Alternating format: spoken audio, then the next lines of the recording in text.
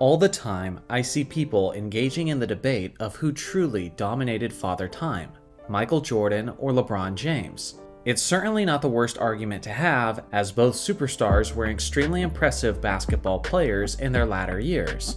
At 38 years old, LeBron took his Lakers all the way to the Western Conference Finals, while averaging these ridiculous numbers throughout the regular season.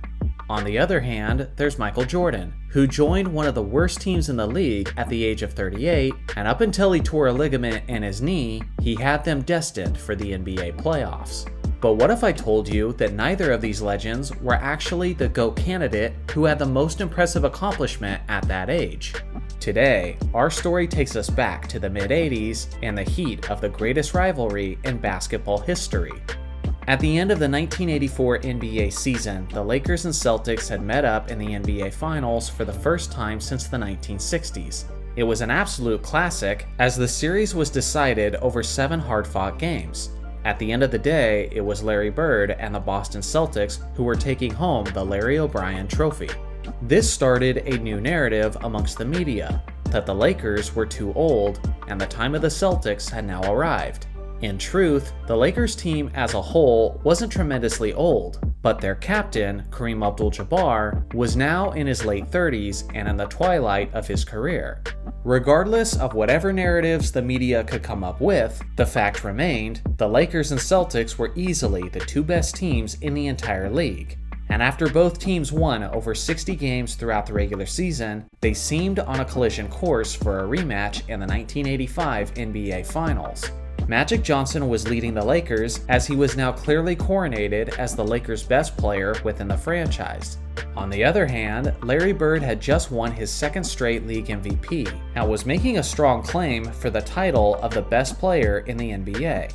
At the time, the belief among general basketball audiences is that one of these two players would have been the deciding factor in the upcoming NBA Finals. The Celtics were the defending champions, and they had home court advantage for the rematch. The majority of the confidence seemed to be in their corner, and that would definitely be the case after Game 1. When the series began, the Lakers didn't even seem to be in the same league as Boston, as the Celtics were absolutely on fire from the field, while the Lakers looked slow, sluggish, and afraid of the moment. At the end of the night, the Celtics had completely destroyed the Lakers, with a final score of 148-114. To this day, this game is known as the Memorial Day Massacre. Despite the beatdown, Magic Johnson and James Worthy actually had decent outings for Los Angeles. But the player who didn't perform very well was their veteran center, Kareem Abdul-Jabbar. On the night, Kareem only had 12 points and 3 rebounds, while he was simultaneously destroyed by the Celtics bigs, Robert Parrish and Kevin McHale. After the loss, the Lakers head coach Pat Riley was irate. Initially, he scolded the entire team, and then he pulled Kareem aside to scold him individually. The team proceeded to watch 4 hours of film, which was mostly centered around plays where Kareem had failed his assignments. Additionally, the media's response to this devastating loss was especially brutal on Kareem, as he was now 38 years old and in his 16th season in the NBA. Many were saying that Kareem was a liability for Los Angeles, and due to his tremendous mileage, critics were claiming that it was his time to retire in the off-season. Looking for comfort and inspiration, Kareem asked his father to accompany him on his way to attending Game 2. Kareem's dad actually rode the team bus to the stadium with the Lakers, which is usually something that was against the team's rules. But Pat Riley understood the uniqueness of the situation and sympathized with Kareem's need to be with his dad during that time.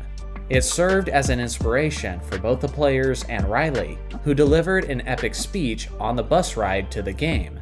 There was immense pressure on the entire team, but no player was facing more pressure than Kareem, whose entire position was under question from the media and from general basketball audiences. There are many examples of NBA legends facing intense criticism and needing to prove themselves to restore their reputation. This was one of the greatest examples of that in the history of the NBA.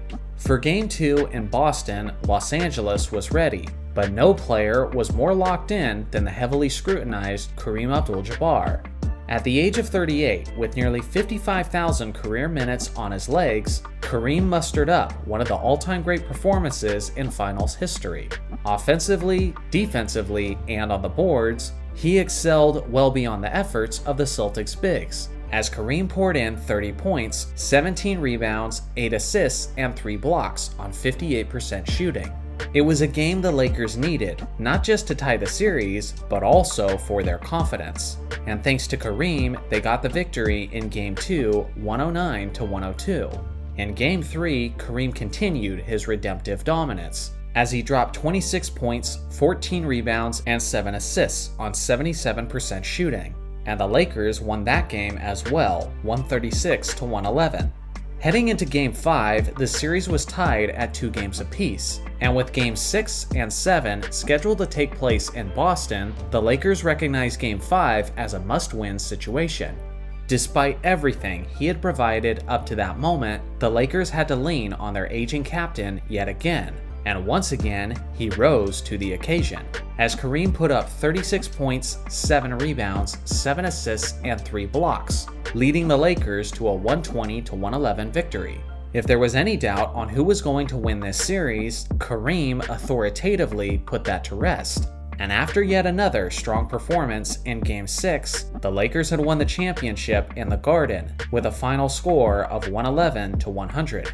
On the series as a whole, Kareem averaged 25.7 points, 9 rebounds, 5.2 assists, and 1.5 blocks on a lethal 60.4% shooting. At the age of 38 years and 54 days, he became the oldest Finals MVP in the history of the game. It's still the NBA record to this very day, and second place isn't remotely close, which was LeBron James in 2020, who won the award at 35 years and 284 days. In all 76 years of the NBA's existence, no other great has ever done anything like this. Players have played relatively well around the age of 40, but no one else at that age has appeared to be the best player on a court full of Hall of Famers on the game's biggest stage. It is worth mentioning that one of the reasons that people take this performance for granted is because Kareem played effective basketball for another 4 seasons after this, winning an additional 2 championships. He finally retired way after the critics initially told him to, at the age of 42. So listen in, Jordan stans and LeBron stans. Maybe it's best if you both just stop fighting and instead recognize who's the real father of Father Time, the legendary Kareem Abdul-Jabbar. So what do you guys think? Where do you rank Kareem among the greatest players in NBA history? Let me know your thoughts in the comments section below. Thanks for watching as always. Make sure to like and subscribe for more basketball content, and I'll see you guys in the next video.